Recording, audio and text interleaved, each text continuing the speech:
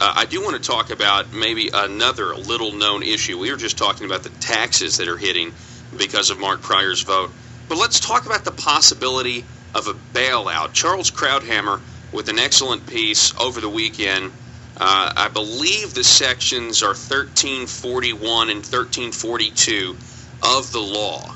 Tell us a little bit about the prospect. A lot of Americans and Arkansans don't know that the insurance companies, it's written into law, they're going to get a bailout if this doesn't work out. Is that correct?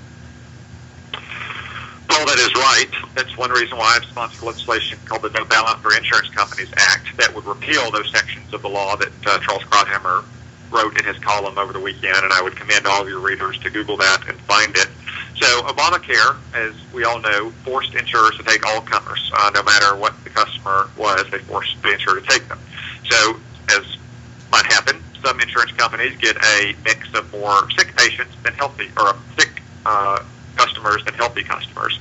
So there's a fund established under Obamacare that would help spread the risk of that possibility among the insurance industry. You know, one year an insurance company is luckier, and the other year it's unlucky. Well, what the Obama administration is proposing to do is to use that fund to bail out the entire industry, not to level off insurance companies that didn't get as good a customer mix in this year or that year, but to just compensate for all of Obamacare's flaws by bailing out the entire industry. The last thing that hardworking Arkansas taxpayers need to do is to be on the hook to bail out insurers for a law that they didn't want in the first place. I completely agree. And I really think if this legislation, I want to commend you for sponsoring this. I think it's fantastic. I definitely think the American people, regardless of political affiliation, are going to think this is a good thing. When you start talking about, in the law, in Section 1342, called the Risk Corridor Provision, it mandates a major taxpayer payout covering up to 80% of insurance companies' losses, and I want to add in reported losses as well. This is something, nobody wants another bailout, and I think this is, I'll just analyze it politically. Obviously, I don't see how any Democrat would be able to say, no, we want to leave this in here. Now, and to take the politics out of it, Congressman, it's just the right thing to do. That's right. No Arkansan wants to bail out insurance companies or any other company for that matter.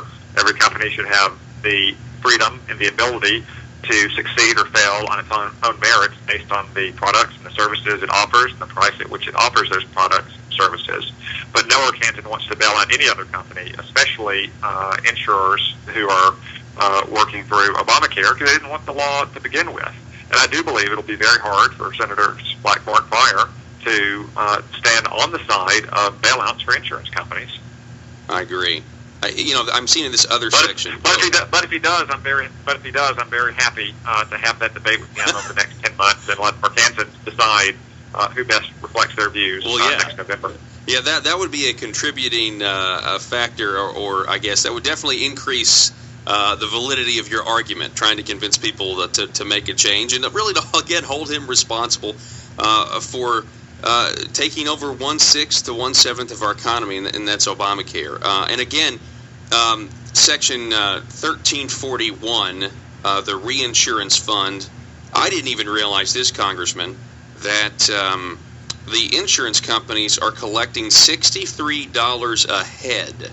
So everybody that signs up, every person that signs up, they're getting $63 from the government. Is that correct?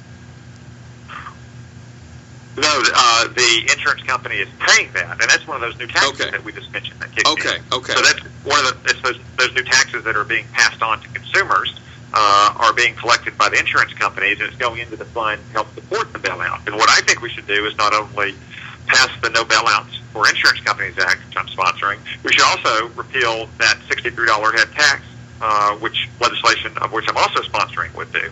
Okay, I understand. So it's a $63 fund. The insurance companies, it goes into a fund the insurance companies are paying, and it's going to yield about $20 billion over 3 years, and that is to cover the losses. Okay, I understand now. In part. Now remember, originally the fund wasn't designed to cover an entire industry-wide bailout. It might have been a bailout for this company or that company, but because the president has so botched the rollout of Obamacare because he continues to act in an ad hoc, unlawful manner. He has increased the likelihood that all insurance companies could face losses through healthcare.gov, and therefore you could see a bailout of many multiples of what that fund gets. Mm-hmm. That's why we should just stop the bailouts, and we should stop the fund altogether. I totally agree.